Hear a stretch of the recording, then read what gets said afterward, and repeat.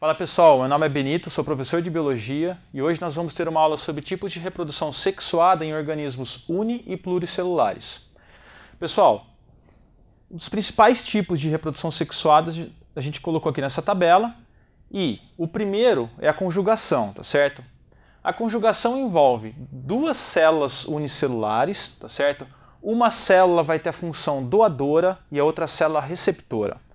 A doadora ela é portadora de uma estrutura de DNA que nós chamamos de plasmídio, tá certo? Que é essa estrutura redonda aqui. A célula receptora ela não tem o plasmídio, então esses organismos aqui vão trocar partes de DNA, tá certo? Então por isso a reprodução sexuada. Reprodução sexuada sempre há troca de material genético. Pessoal, então depois de formar essa ponte citoplasmática aqui entre as duas células, esse plasmídio é replicado e é transferido da célula doadora para a célula receptora. E no final desse processo, as duas células são portadoras desse plasmídio, tá certo? Esse método, então, nós chamamos de conjugação, perfeito? Galera, outro método de reprodução sexuada em organismos unicelulares é a transformação. A transformação nada mais é que um organismo que morre no ambiente, tá certo? Sua carga genética aqui acaba sendo degradada no ambiente em pedaços menores, perfeito? Um outro organismo presente nesse ambiente entra em contato com esse DNA, esses fragmentos de DNA, e absorve alguns fragmentos desse DNA, tá certo? Esse DNA, então, posteriormente, ele vai ser incorporado ao genoma da célula, tá certo? Então, no final desse processo, nós temos uma célula híbrida, tá certo? Com uma parte do DNA original adicionado desses fragmentos de DNA que ela encontrou no ambiente. Então, essa é a transformação.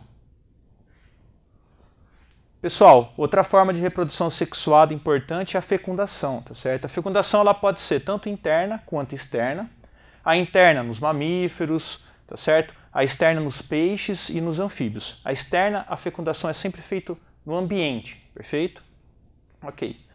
A fecundação, então, ela precisa ter a fusão de duas células, que nós chamamos de gameta, tá certo? Esses gametas têm carga genética N, tá certo? E, na fusão desses dois gametas, nós vamos ter, por fecundação,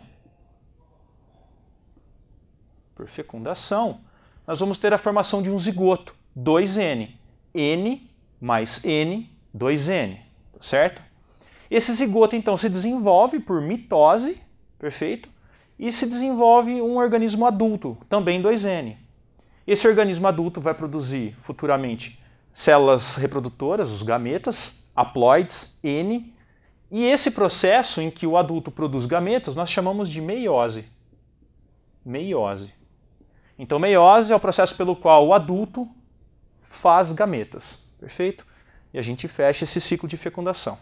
Pessoal, uma coisa muito importante aqui que envolve as trocas genéticas aqui, né? Os gametas de um indivíduo se fundem com outro indivíduo.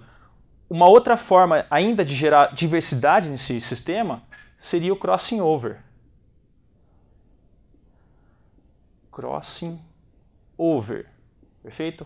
O crossing over é uma fase da meiose que ocorre na subfase paquíteno da prófase 1 da meiose, perfeito? Super importante isso daqui. Então, nesse processo, pessoal, ocorrem trocas de partes dos cromossomos homólogos, perfeito?